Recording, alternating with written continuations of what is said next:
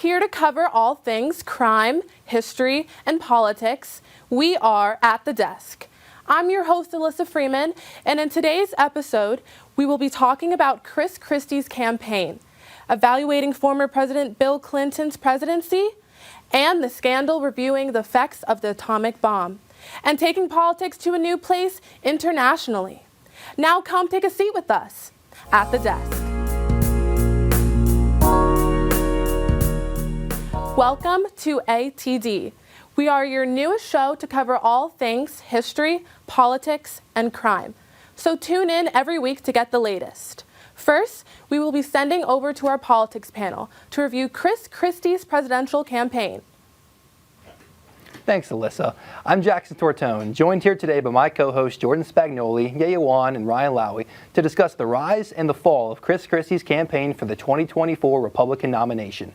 Christie's campaign was a struggle from start to finish, as he never had over 5% in the polls and was never truly taken seriously during the discussion over who would be the next United States president. This lack of objective success caused him to suspend his campaign on January 10th. Despite this, Christie's fighting spirit and sharp mouth gave us all some memorable and entertaining debate moments. Before we dig into the former New Jersey governor, however, we would like to briefly talk about the recent budget cuts that Penn State has approved for the fiscal years 2025 through 2026. So, guys, what we're looking at here is that Penn State has approved a total of $54 million to be cut from the Penn State system during those fiscal years, and a lot of people are very upset about it. Now, it has been said, though, that some colleges, at least at University Park, will receive some extra funding as a result, but people are it's a very controversial topic. I want to start with you, Jordan. What do you think? Yeah, it's a difficult situation because part of me would like to know more specifically where these cuts are coming from, where they're sending money to. There's a lot of unknown at this time, which makes it a little bit difficult as a student wondering where is the money going. I also just think once we know more specifically, we'll have a better understanding and maybe a better idea. Is this a good idea? Is this not a good idea? I don't really know yet. Interesting. I mean, I think it's important when we talk about school funding, especially given the fact that Penn State does receive a lot of funding from Pennsylvania. It's important to look at our local governments, and we could do an entire episode on the importance of local governments. But in this context specifically, the PA Senate passed a bill in November 15th of 2023, which sent $603 million to 5 universities. And some universities, like Lincoln College, got additional funding, but Penn State actually didn't get any more funding than they were supposed to originally. And so there's been a little bit of debate on whether or not Penn State can keep tuition down, and that's really hard to do without state funding. And that leaves a lot of people who are pretty vulnerable, who maybe are receiving federal aid. If tuition rises, then that's going to be really hard for them to keep up with. So it's always difficult to talk about. And we know from personal experience, tuition here is already high enough. Yeah. For sure. As an out-of-state student, especially, I think both me and Ryan can relate. You too, Jackson. Out-of-state students. It's hard. Yeah, no, obviously we're going to get to that later. Penn State from Jersey, obviously. But anyway, getting back to the topic, I think it's very unfortunate when it comes to the top class taking advantage of certain situations, because these Commonwealth universities, locals are relying on it to commute. The 2+2 plan, the 1+3 plan, which obviously those plans very well. They're very good in terms of saving money. So I think that's very unfortunate. And it's not just Penn State Commonwealth campuses that are affected by funding issues. Since 2016, 91 U.S. private colleges have closed, merged with another school, or announced plans to close. This is according to NBC. That's thousands of students affected by cheap education, for example, like community colleges and things like that. So we're seeing the big universities, again, we talked about this in the crime panel's Operation Varsity Blues last year, that, really strive no matter what happens. We're looking at your Stanfords, your Penn States, your Big Ten schools, SEC schools, you name a big conference with great sports, or a prestigious institution like Harvard. But it's just so unfortunate for the local students who are trying to save a buck or two just on something simple like education to get a job in the future to support a family. Definitely so a debate there. Again, it's hurting the lower class and it's helping the higher class. Yeah, it's very unfortunate, and it's it's very according to schedule of how society works. Yeah, and as somebody who did come from a Commonwealth campus, I really did enjoy my time. I was at Penn State Altoona for my first 2 years at Penn State, and it was really good. And there were a lot of people who needed that campus to be there to save a couple bucks, like Brian was saying. Me too, my family also saved some money by me going to Penn State Altoona. And there have been some talks, some rumors swirling around about shutting down Commonwealth campuses, which President Bedier has refuted multiple times. But there's still that lack of funding of campuses that are already pretty neglected, I think, by the Penn State system. It's just going to make things worse for them. And my program was cut, poli-sci was cut, the arts were cut, and they made a huge effect in Altoona, so I don't know. It's Well, very And Penn concerning. State, Penn State is always looking for people to come back and donate, alumni to donate. And the donations are coming from your Belisario students, as we know, we're familiar with a few of them. You know, they're looking for those business students to come back. Are they really looking for those Altoona poli-sci students to donate back? So they're thinking, you know, college unfortunately is a business. Higher education is a business, no matter if it's a state school or not. It's a business, and they're seeing that the money is coming from the bigger, stronger colleges, like, for example, Smeal Business or Belisario Media. You know, that's really where the money's coming, so they're obviously going to push the money there because they're hoping they're going to be able to pull it out later. But see, then the question really comes into tuition is high. Every year it goes up more and more, especially for the out-of-state students. So whenever we're sitting here seeing there's $94 million being cut across University Park, Commonwealth campuses, administrative and student support, where is all this money that students are paying going? The donors, where is their money going?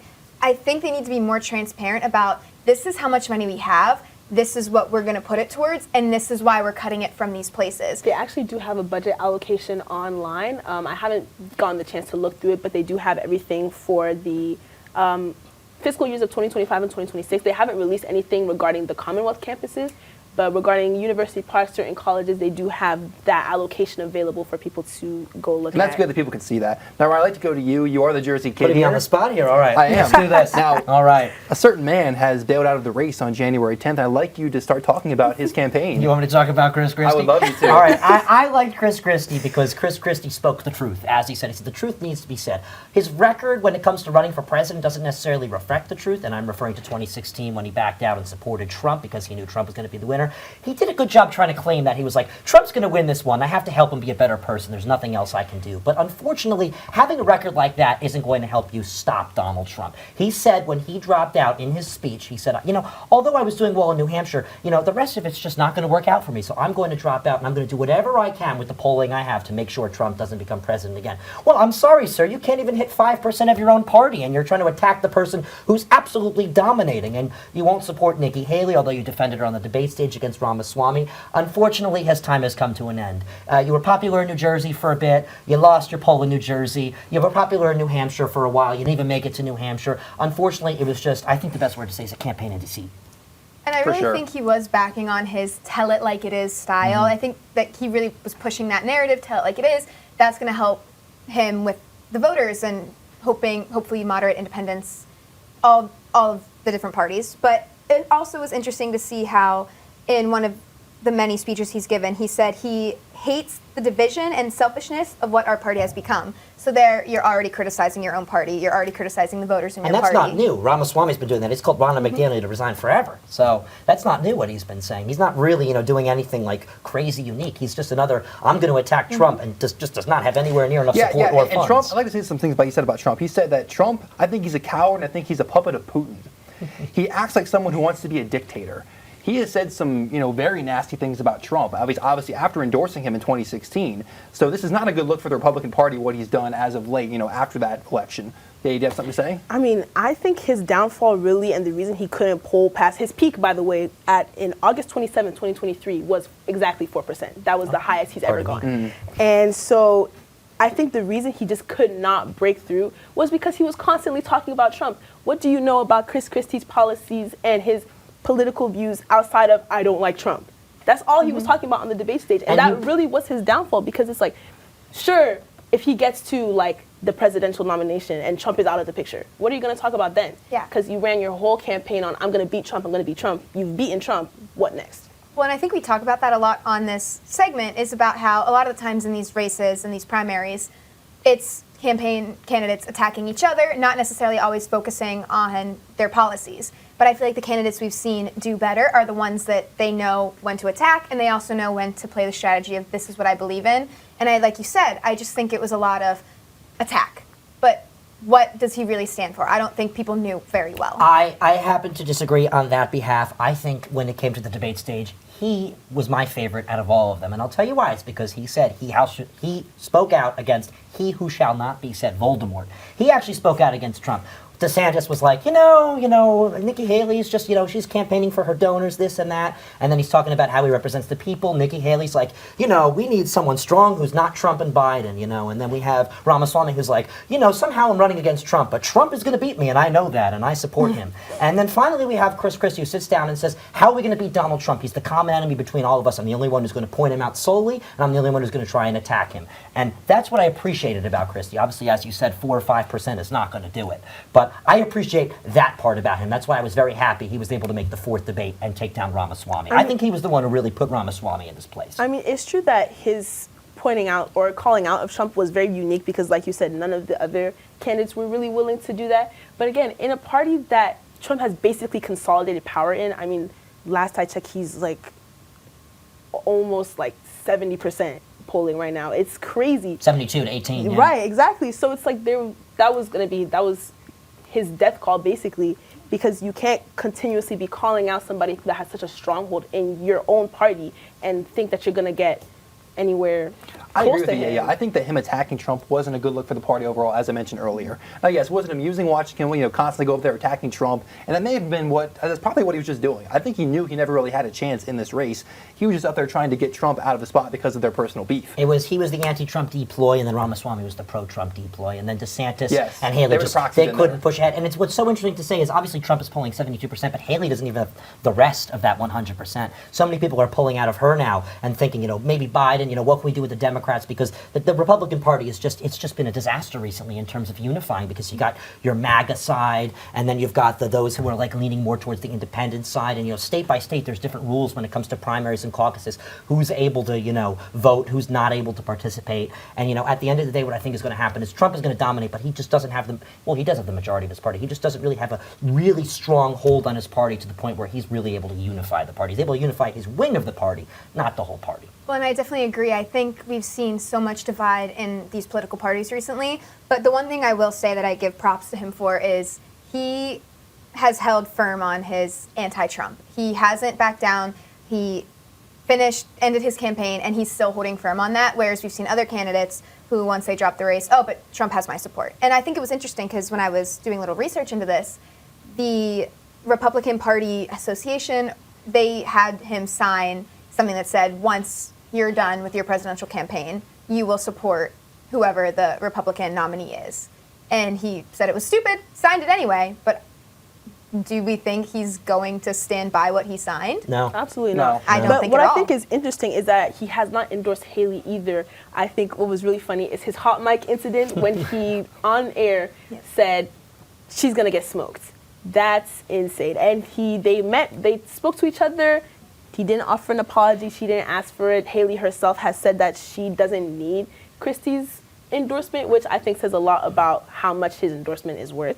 But I want to steal your job a little bit, Jackson. I want to ask you guys, if Christie had endorsed Haley, how do you think that would have, or do you think that would have helped her at all, or if he had endorsed DeSantis when he was still in the race? Maybe if I we, don't think it would do anything, really. Not even sure. I'm not even sure it would help her. It might as well have just hurt her. Honestly. Like I'm not even sure. I'm not even sure if Christie has a finger in the whole thing at this point anymore. I mean, I'm not even sure that Haley has 2 fingers in this whole thing. So I don't think it makes a difference. I don't think it makes a difference if he endorses her or not. I don't think it makes a difference if she's in this race or not. Yes, I think Trump, from the beginning of last year, honestly, I think everyone really knew it was going to be him. Like, Christie went in, he wanted to not swallow his pride. He wanted to, at least put up a fight against Trump. Did he really? Not really. At all. No. Did Haley? Not really either. Mm-hmm. So I don't think it would have made a difference.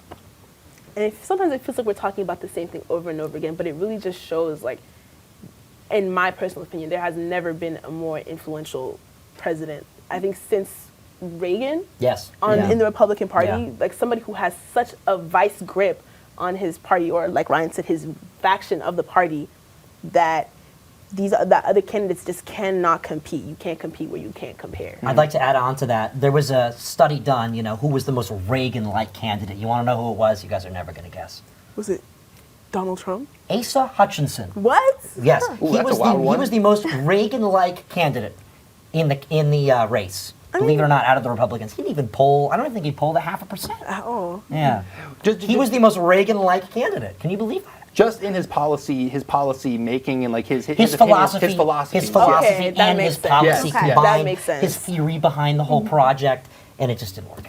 Well, and I think another interesting perspective here with Chris Christie is his connection to Trump during 2016 versus how that shifted. Because he used to be such a big supporter and worked with him and was so pro-Trump. And then we see that shift, especially with the January 6th, and everything kind of changed from there.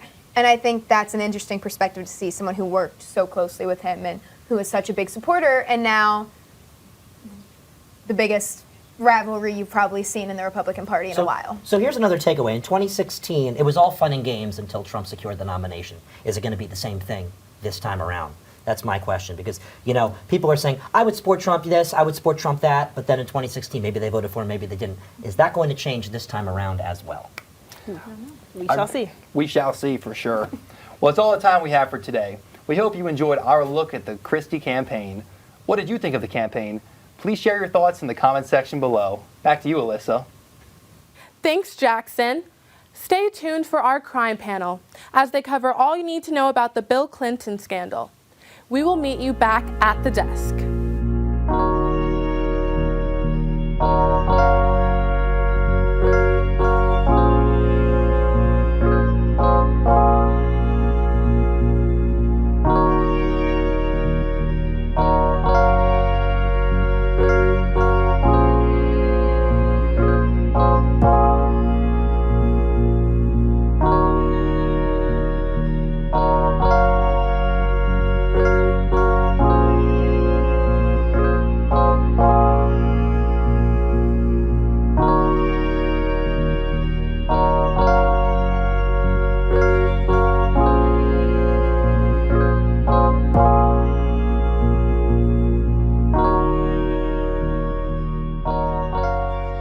We are once again back at the desk.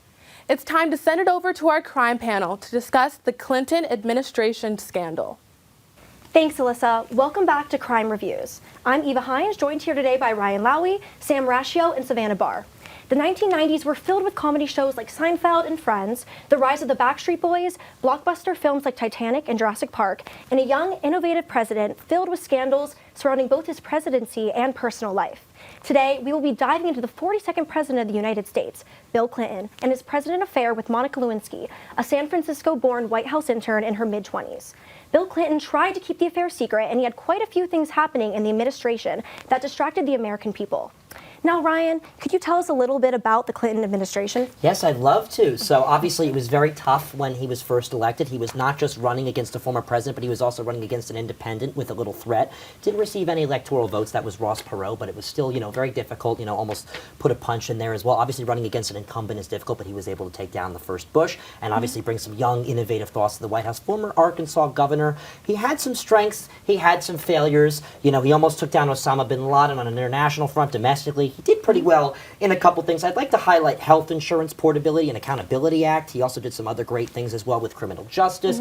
A lot of things didn't pass, and that was because the House of Representatives was not his biggest fan. The House of Representatives voted against most things that he wanted, and we're going to get to this later, but they voted against an impeachment because of perjury and obstruction. Only the second president. And anyway, now you're going to talk to us about two individuals that really impacted and caused the impeachment in Newt Gingrich's House. It's really interesting, guys, because Monica Lewinsky, all of the fame surrounding her and the whole impeachment trial really centered around her. And she actually started as an intern in 1995, and that same year in November, she became his affairee. And it's also interesting because her tapes that got leaked were leaked by one of her closest friends. She had gone on record saying that Clinton would be off with her and then on with her, and it drove her crazy because she was so in love with him. So that's when she relied on Linda Tripp, Linda Tripp, forgive me, for turning in her files. Yeah, and something I thought was really interesting is why Tripp kind of turned her in. Lewinsky considered her a really good friend, and it's said that she betrayed Tripp betrayed Lewinsky because she wanted to do something for women, kind of make them more known, because they were getting hit on by the president. And she said what she did was illegal, and she kind of wanted to stand up for women all around the world. It's really interesting you say that because many women have gone on record for President Clinton assaulting them or raping them during this time as well. My question that I have with that is Hillary Clinton. I'm confused with how she stayed with her husband through all of that. I mean, she claimed that he was distressed during the presidential election, but cheating, that's not an excuse to cheat. Hold on. Also, Hold on. Okay. with the like the Epstein list and everything, she stayed with her husband through all of that, and she's still with him to this day. So my problem is, and I'm not trying to give out a political opinion at all, but my problem here is that people have to really put themselves in Hillary's shoes. Hillary is a politician. She's pushing an agenda. You know how much drama on top of what is happening with the country right now? I mean, the entire world was laughing at America. I mean, perjury and obstruction, he had devious activity. He didn't actually commit a crime. And then on top of that, the First Lady of the United States, who's pushing an anti-bullying agenda, doing all these great things, looking at running for the Senate and looking for her husband's endorsement. You know, they have a daughter. She's just going to walk out. I mean, that's not really how things work. I mean, you can see it right now with all the drama surrounding Donald Trump. I mean, if you take a look at, Melania's face, sometimes she's thinking, I want to get out of here. She doesn't leave. I mean, there's a lot of drama in a White House on top of the fact that it's just a marriage. I mean, the First Lady has an agenda. They have a staff. And, not on top of that, divorce is just stressful as it is, and you got two people working really hard in a position of a lot of power. I mean, there was so much going on. I can't imagine being Hillary Clinton then and today. Yeah, and Bill Clinton gave her that power, and I mean, she had a lot of her own personal agendas as well. So her kind of climbing up in that world, she kind of had to give face to the public. She had to keep her good statue up. I think that also says something about politics to this day, how many things go on behind the scenes that are ignored for public opinion. I mean, you also see this with social media as well. Like,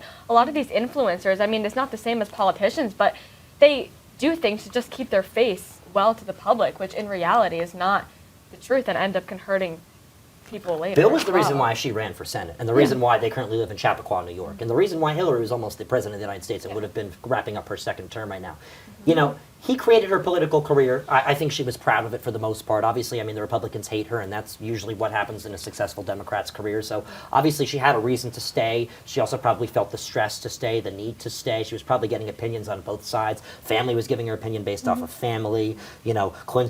Bill was obviously apologizing continuously, but still, cheating, hanging out with Jeffrey Epstein, this and that. So the whole thing was just a mess. I also think it's really interesting, the power dynamic. Lewinsky goes on record saying she acknowledges her part in the affair, but Bill Clinton never apologized to her once. She was a young intern. She was fresh out of college when this happened. I think and that really made took everything advantage worse. of her. Like, that made everything 10 times worse. The fact that she was working in the White House, she was in that professional setting and everything like that. And I think that's part of the reason. It wasn't just a random person. It was someone who was heavily involved. She was new. He was the boss. I mean, he's the president. Like, he was the boss of everything. And the fact that he went to an intern that's so low just kind of questions politics in general. And I think that's part of the reason why it was such a big issue.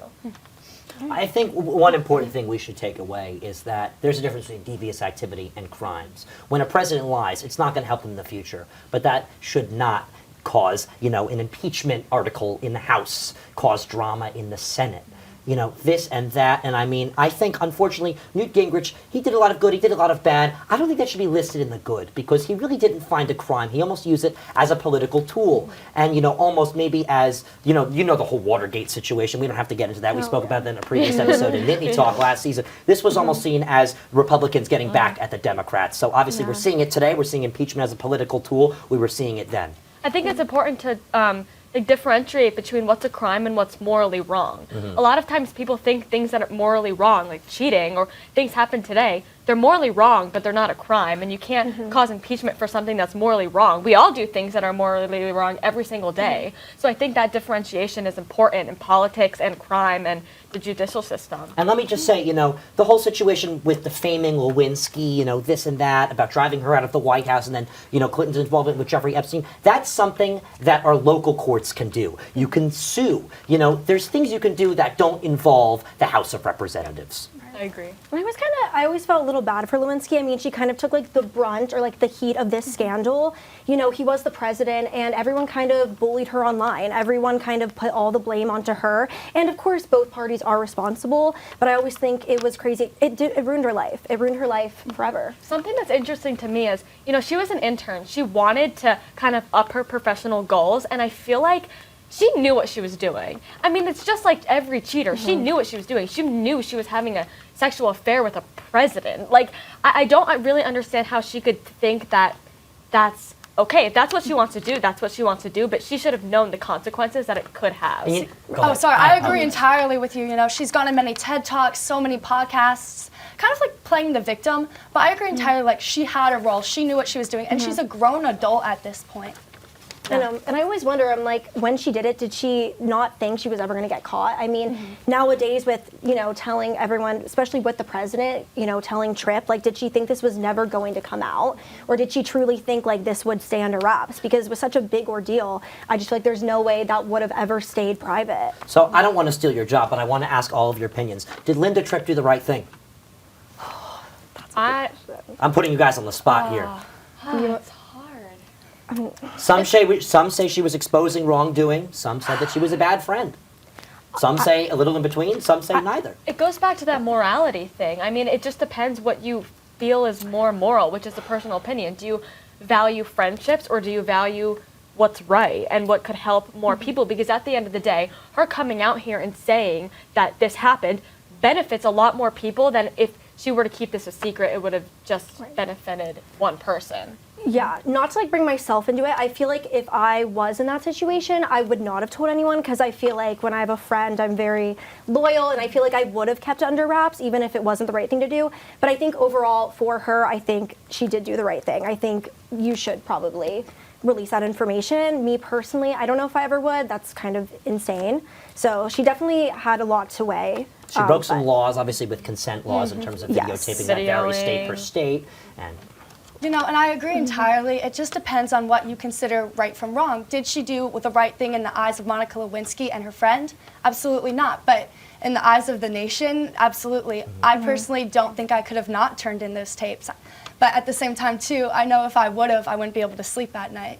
So it's definitely a moral dilemma. It's what her goal was at the end of the day. Like, did she want to up her reputation, or did she want to keep her friend's reputation? I mean, at the end of the day, you have to also think about, was someone telling her to do this? Or you have to think, was there a different motive in mind when turning in these tapes? There's a lot to think about when you're weighing these options. And to add on a little bit, people are saying Lewinsky's getting some like revenge, I guess, in a way, because Tripp is getting charged for illegally recording the phone conversations or the conversations they had in person.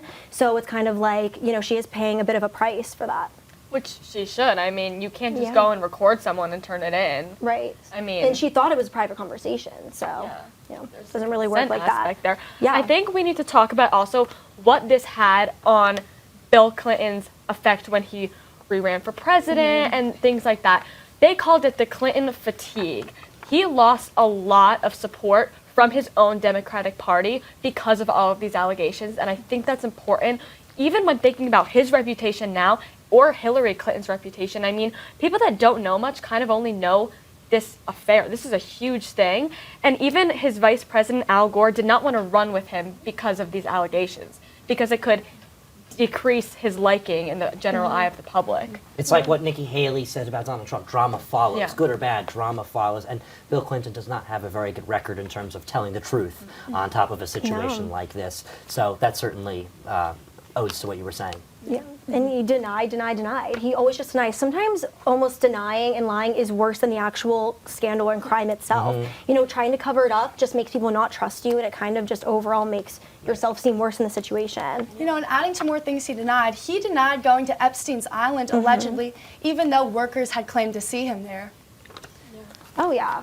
Bringing it back to Epstein, which we talked about last week, it's wild because he was a good friend of Epstein, and it's pretty sure he visited the island, and he also lied about that. So kind of a lot of his scandals in past just aren't a good situation at all. I just also want to reiterate that I think it's very important to differentiate that this is not a crime at the end of the day. Yes. What he did is not a crime. What he did is morally wrong. It's not a crime. Now, the thing about Epstein's Island and the list, information about exactly what he did hasn't came out yet. That could be a crime. We just don't know. But this particular case, this cheating scandal, is not a crime at the end of the day, because a lot of people in politics have cheated. A lot of celebrities have cheated, you know. It's just that this was in the eye of the public because of how it came out. Like, honestly, I don't think, if she didn't record, you know, her friend saying this and it didn't come out that way, I feel like this wouldn't have been as big of a deal, like, as it is. I think it was certainly, you can make a case it was politically driven. That's I think the question that we're having here is, you know, was this almost the revenge for Watergate that the Republicans were looking for? Something like that. Very true. But something I kind of want to wrap up with that I think is very interesting, and although, you know, Bill Clinton did lose a lot of supporters for this scandal, I do also think at the same time, like, it didn't totally crush, like, his campaign. Like, I still feel like he was liked by some people, and, you know, he was impeached, but then it was overruled, so he did still stay in office. And, you know, we talked about that this isn't a crime.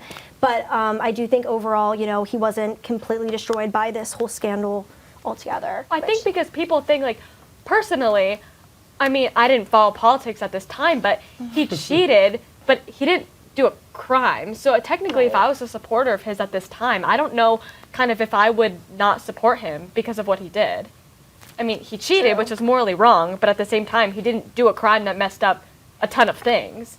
That makes sense. I think we always, every segment we have since we started the Crime Reviews panel was, what's the broader lesson? I think the broader lesson is we need to figure out what impeachment actually means. Yeah. I think that's the broader lesson of this whole thing. Is impeachment a crime, like high crimes and misdemeanors, like the Constitution says? Or can we impeach people for making bad decisions? Can we impeach people for drama outside of the White House? Stuff like that. Yeah, I completely agree. So that is all the time we have for today. Despite the scandal, Clinton went on to finish his second term in the White House and left office with strong public approval ratings. Lewinsky became a household name and endured intense public scrutiny. Back to you, Alyssa. Thanks, Eva. Stay tuned for our history panel as they discuss the moment that ended World War II, the bombings of Japan.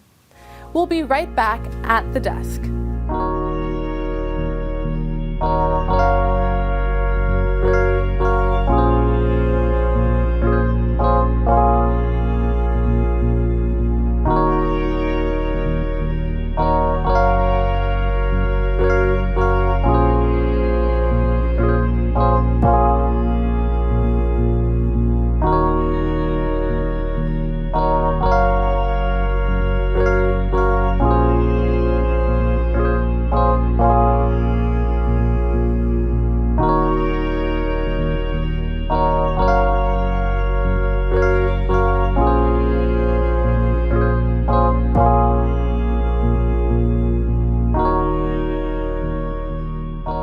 We are back at the desk.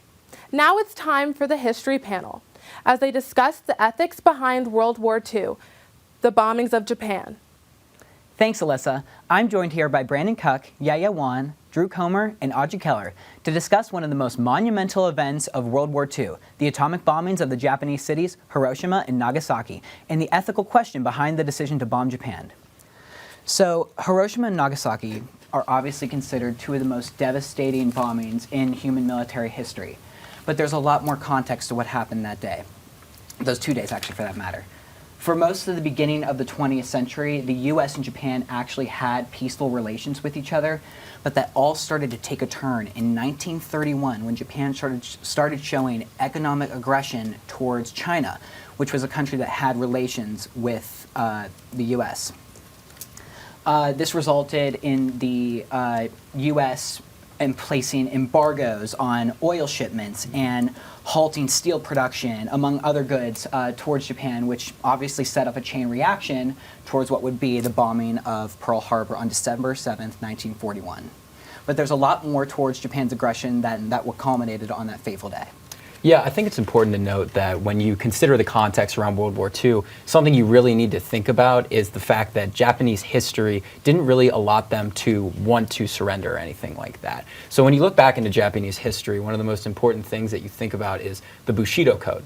The Bushido Code was founded by the samurai in the 1600s, and it was a type of code that basically came from 3 different religions. It came from Taoism, it came from Buddhism. It drew inspiration, from a lot of different other things as well.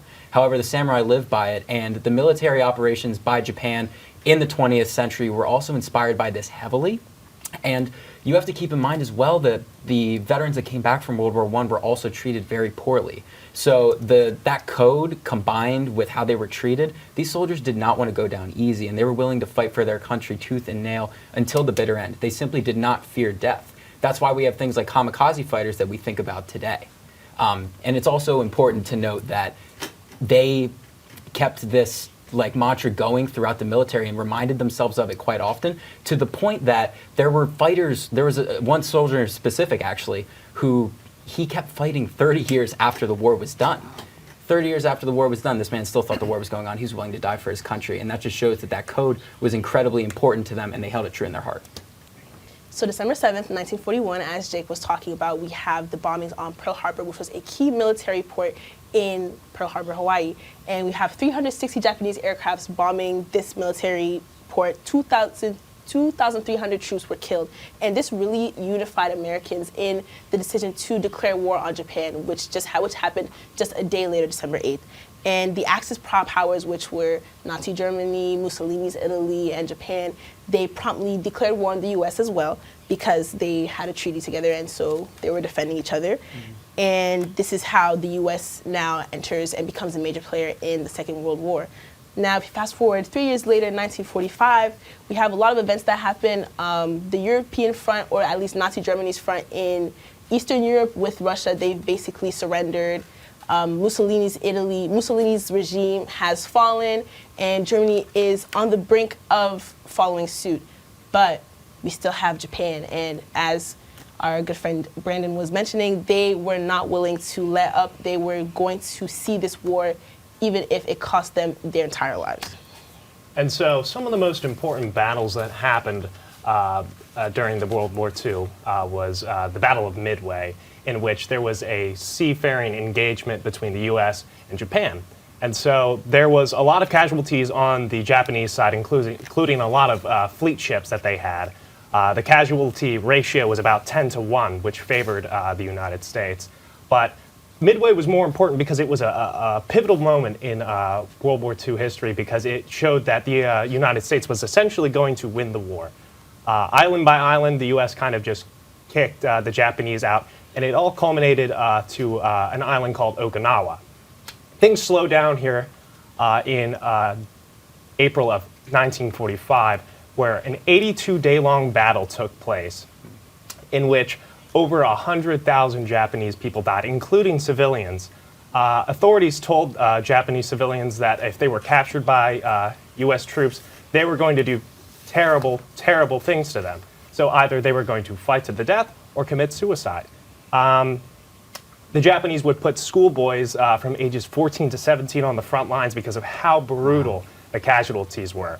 And so the civilians put up such a great amount of resistance, it kind of solidified in the minds of U.S. generals that a mainland invasion of Japan would result in untold destruction, not only upon their own troops who they were trying to save, but also upon the Japanese citizenry that they also were trying to preserve also. Yeah, like you were saying, the battles were extremely bloody, and Truman wanted to end that bloodshed after having already spent the last couple years in Europe fighting the Axis powers.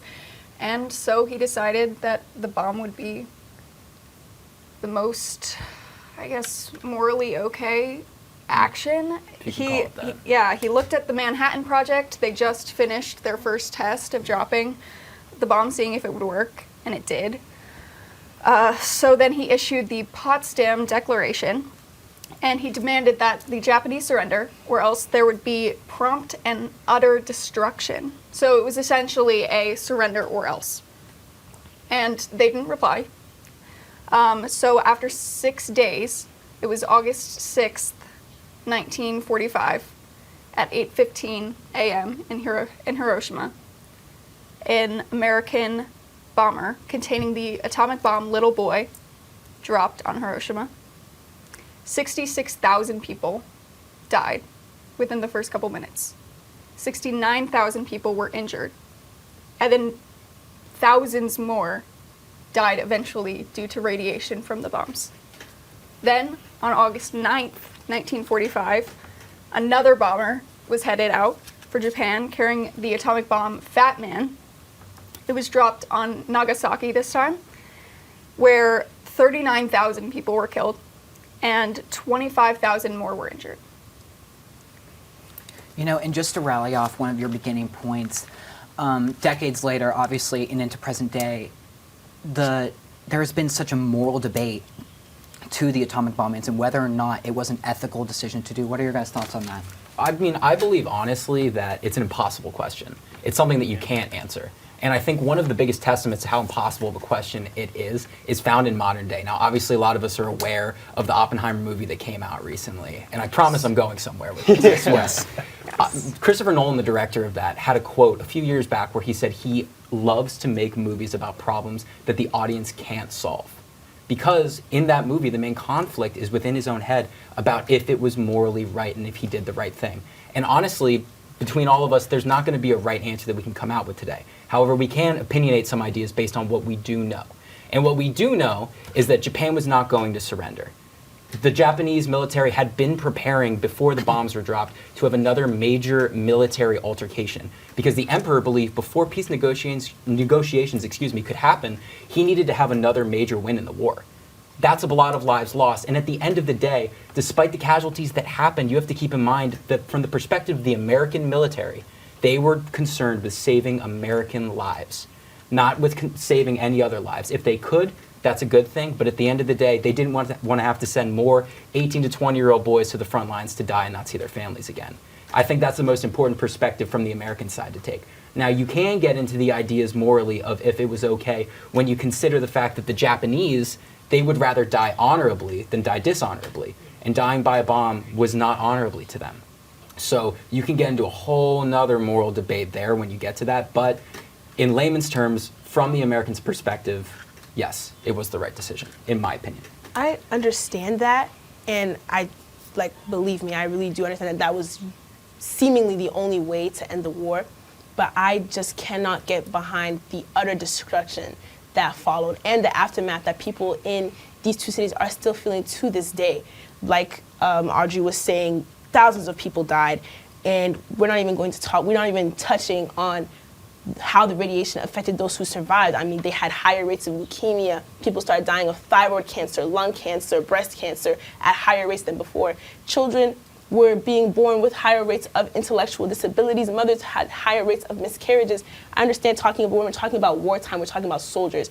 But when this is affecting children that haven't even been born yet, I personally cannot get behind that. I understand that it was possibly the only decision, and I'm sure that the Americans' hands were tied. But morally, there's nothing in me that can justify that. Certainly.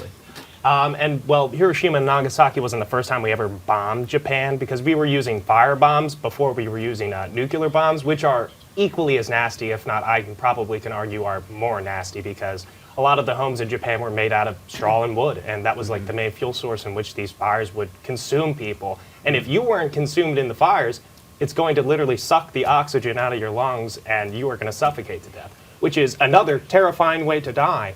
And if you asked me, Drew, would you much rather die like that or be burned to death? I really would have a hard time taking that option. But in hindsight, knowing that it would affect my family, knowing it affect the children who haven't even been born yet, it's a very hard topic to dance around.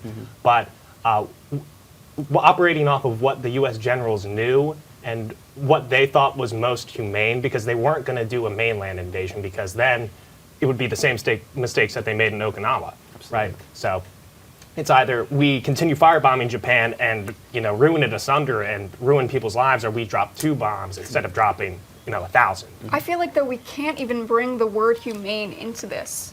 100,000 innocent civilians were killed. That was men, that was women, that was children. It's honestly like choosing the lesser of the two evils. Right. There's Yes. not one good thing that really came out of this. Yeah. And I wanna bring Thousands up- of people were going to die. I'm sorry. No, go ahead. Thousands of people were going to die either way, and it's horrible, horrible, horrible. There's really, really no way to justify it. And, that's the argument that everyone's trying to make. However, if I was to offer my own sort of input, looking back at what you said about the Potsdam Declaration, that was a message from the Allied countries giving them a sort of warning. Like this, we are offering prompt and utter destruction if you do not what's the word?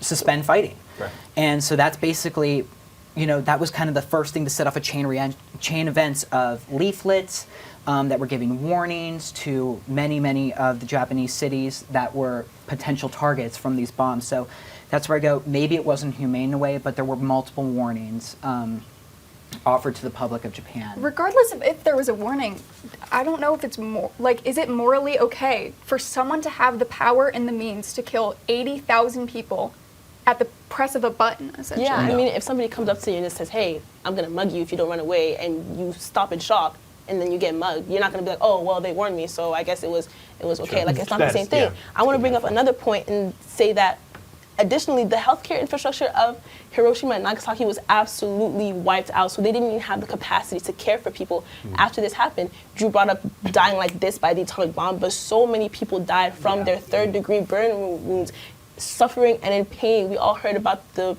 I forget his name, but he was captured and he was basically experimented on and kept alive because they wanted to study the effects of radiation on the body. I mean, this was just absolutely a stain on humanity's history, and I just can't ever Absolutely. say that. But I mean, when you really think about it, we're talking about a Pandora's box of evils here. There isn't a lot of good that can come out of it, right? So debating on what was right and what was wrong, it's fruitless. But what we can think about is the aftermath, what happened there. What did it prevent versus what happened? When you think about all of the lives, the Japanese lives, that were affected down the line for a long time, does it really matter with all the American lives that were saved? Mathematically, how do we feel, It's a lot. You could argue that there was something learned from it in the sense of like, oh my God, this is terrible, never again. Yeah. Because now it's like, okay, well, we see what it looks like, but now we see it on a localized scale. Imagine what it would be on a worldwide scale. What we learned is war is terrible. Right. That's what we learned. Exactly. Right. Entering the Cold War era, Yeah. completely different kind of story. Absolutely. No matter where you stand on the issue, there's no denying the immense and lasting impact on the world. Well, that's all the time we have for the History Panel. Back to you, Alyssa. Thanks, Jake. Stay tuned for our new segment. We will meet you back at the desk.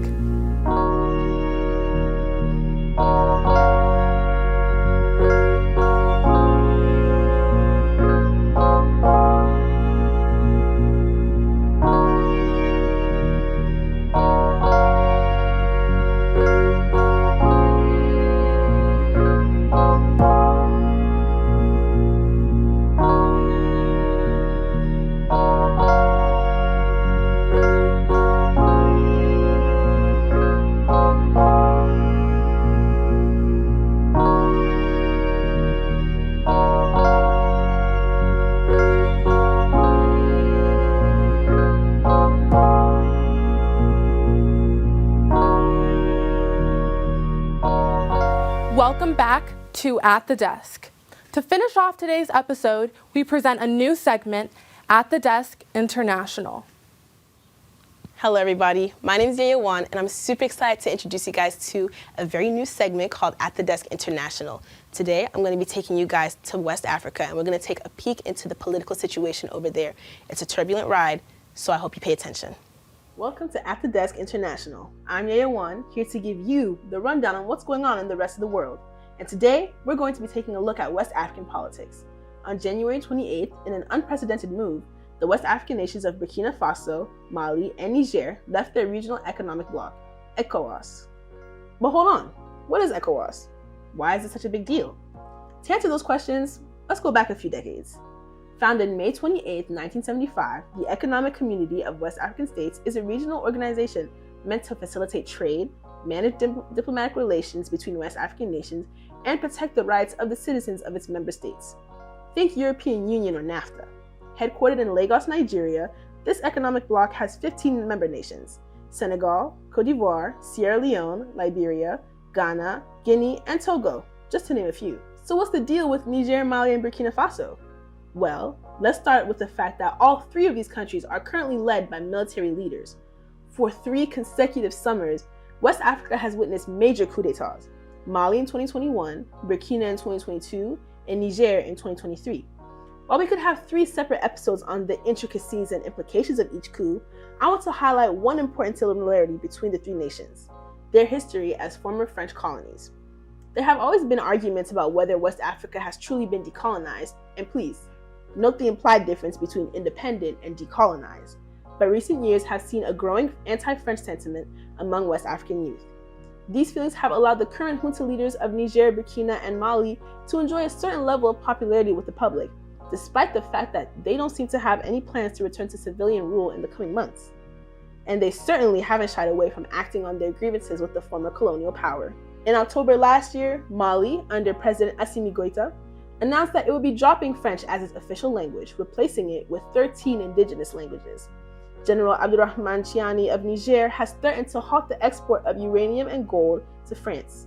And in Burkina Faso, Captain Ibrahim Traoré is leading talks between his nation and Russia over mining rights, signaling a potential end to their relationship with France.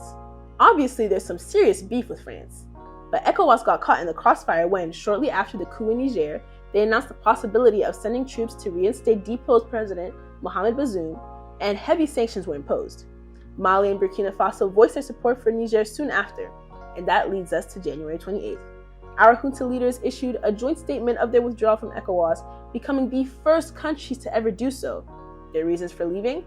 According to them, the organization is operating, quote, under the influences of foreign powers and straying away from the Pan-Africanist ideals of its founding fathers. The nations have declared their leave as being effective immediately, but the ECOWAS treaty states that member nations need to give 1 year's notice before their withdrawal. This decision will have real economic impacts, with the flow of goods and services being potentially restricted.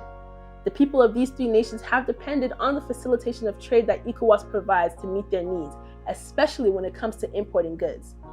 ECOWAS is also expected to lose $74 million annually from this event. The extent to which this fallout will affect the concerned publics is yet to be seen. Aside from economic impacts, the withdrawal of these three countries from ECOWAS will impact transnational relations and political stability in the region, with some fearing that other countries will soon follow suit. Withdrawal of these countries would also make it impossible for ECOWAS to investigate potential human rights abuses, which are often associated with coups d'etats, as the organization would no longer have the jurisdiction to do so. Critics of these new regimes see them as nothing but power-grabbing schemes from military men with little regard for democracy. Celebrants see the new governments as the first step to African liberation, which is true, I can't comment on. The future of West Africa remains to be seen, but we can be certain that the next few months, maybe even years, will reshape Africa's political landscape. That's all the time we have for today. We'll go around the world again, here at the desk. I hope you enjoyed going around the world with me, and I hope to see you guys very soon. Sadly, that is all the time we have for today. In the meantime, stay updated with ATD on all our socials and let us know what you want to see us cover next. I'm Melissa Freeman, and we will see you back at the desk next week.